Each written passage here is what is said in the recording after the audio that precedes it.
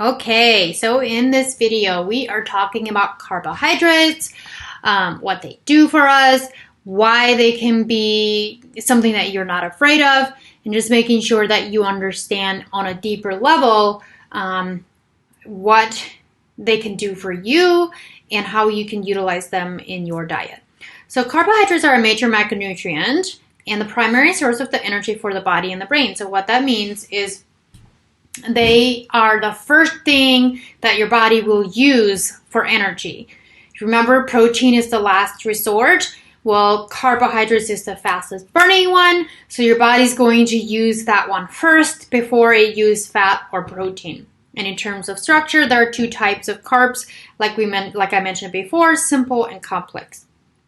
And here you can see they're called carbohydrates because at the chemical level they contain carbon, hydrogen, and oxygen. So that's a little fun science behind that name. Unlike essential amino acids and fatty acids, there are no essential carbohydrates, and that means we can obtain everything we need nutritionally from the other sources, so carbs are not necessary to maintain life. What that means is we could literally go through life without, having carbs in order to stay alive. Like we could stay alive and maintain life with fat and protein. But how fun would that be? Carbs do have a role in what they provide for us, as you can tell. It's the first thing our body goes to for energy. And who doesn't want to have some carbs in their life? It's just not sustainable. Our diet should have some carbs in them. So we just want to understand on a deeper level what they do for us and how we can utilize them. Okay, so going into simple carbs and complex carbs. So you can see right here, and these are the smallest and simplest types of carbohydrates, like sugars, candies, sodas, and cereals.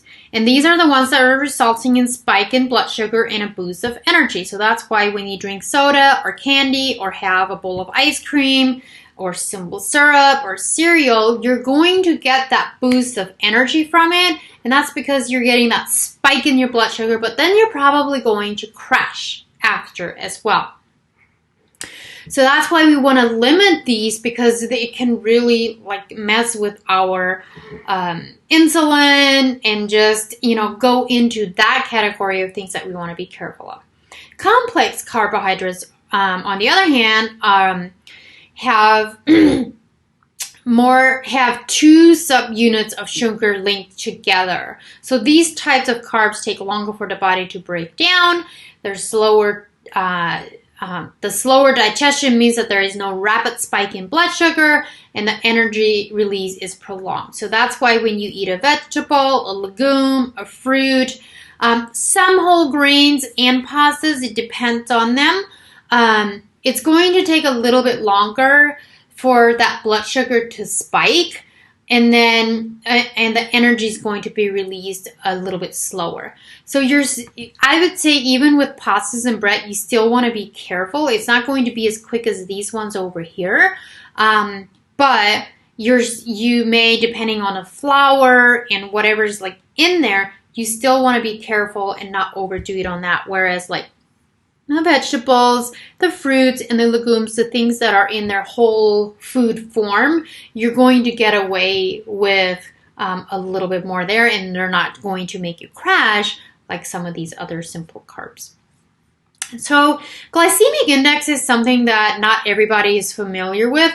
And there's glycemic index, and then there's glycemic load. And this is just some, behind the scenes thing with carbohydrates and the metabolic response of the body to the carbohydrates we eat, and is classified in 3 groups.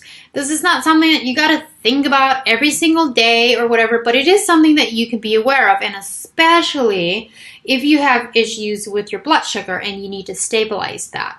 So you may want to, look into this just a little bit more. Foods that have a low GI do not raise blood glucose levels as much, nor as fast as foods that have a high GI. So we're talking about And there's a graph coming up that shows like the different GI levels in foods, but this is where you're going to see like why complex carbs are so much more important than having a lot of the simple carbs. The glycemic load, or GL, was introduced to represent the glycemic index and the carbohydrate content in serving of carbs, thus representing the quality and the quantity. Therefore, foods with a higher amount of protein, fat, or acidity will help blunt the glucose response, improving blood sugar levels. So here's a little thing that you can think of too, is if you eat a banana or an apple and you have some fat, let's say like a tablespoon of peanut butter with it, it will actually prevent your body and your blood sugar from spiking, because now we're bringing in the fat or the protein that's going to prevent that from happening. So one of the things that I do a lot is if I eat a banana or an apple or something that's a carb, even if it's a complex carb, I'll have some kind of fat or protein with it, and it will prevent my insulin, my GI response to that food, to spike up and then crash. So there's little ways around that. Okay, so here's where we're going to go into the index, glycemic index and glycemic load. So you can see the different glycemic indexes in foods here. White bread being like super high, and then the glycemic load is 10. And this is not something that you have to like thoroughly understand. It's more of an educational piece and something to just understand carbs in a little deeper level. Baked potato has a glycemic index of 111 and then load at 33. So these are, baked potatoes are, and sweet potatoes too, are lower than white potatoes. So that's why if you eat sweet potatoes, you're probably going to get less of a spike than you are with white potatoes. But white potatoes have anti-inflammatory agents in them. So they're not bad for you. You just have to figure out like what's going to work best for you.